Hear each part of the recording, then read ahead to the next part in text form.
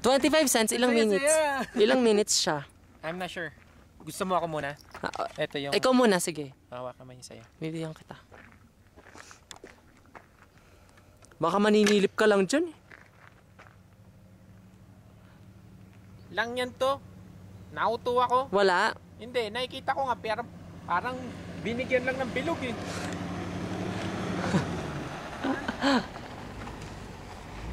Magka-park din sila dun, oh. Gagayahin nila tayo. Gaya-gaya ko tignan ko kung sino sila. Lagyan si Pinip, kitang-kita ko. Halika, tignan mo. Huwag na tayo magsayang, ito na lang. Kuha na kita video. Pinaliit lang, yung parang nilagyan lang ng bilog. Hindi, sino-zoom in ba to? Walang zoom in. Tingin mo sa akin, Mangmang. Bakit ganun? Paano naman ako makita? Wala, madilim? Hindi, parang ang lapit lang. Oo nga parang wala lang eh. Wala lang. Sigurado ka hindi na sino-zoom. Hindi na.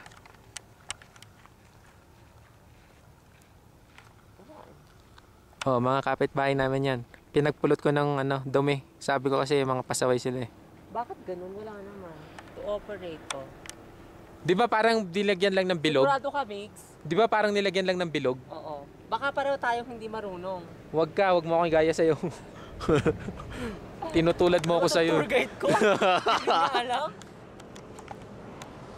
Alam mo, sa lahat ng pinasyel ko, ito yung mareklamo. Dapat di ko nalang pinasyel tong taong to eh. Nakakasar. Mali eh. Teka lang, pakita ko. Bayad ka ng 25 cents eh. Ano eh. Ito, magreklamo ka sa camera oh. Ano sasabihin mo kay Abby? Sabi, for best results, remove eyeglasses and focus with the red knob. Asan yung red knob? Di ba? Remove eyeglasses. Wala naman tayo sa lamin. Meron siyang contact lens. To. Alam mo, meron tong tinanggal, nasira yan.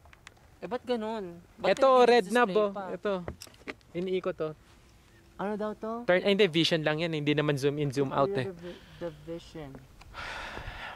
To clear vision daw yan. Ito. Nung unang punta ko dito, ako nagtanim ng punong to. Ang laki niya na oh. Wala, migsya. Ano na? Alam mo, ang pinangalan ko tong puno ng kabulahan. Dahil kapit-picture ako. Ito. Yan, mga kapitbahay namin yan.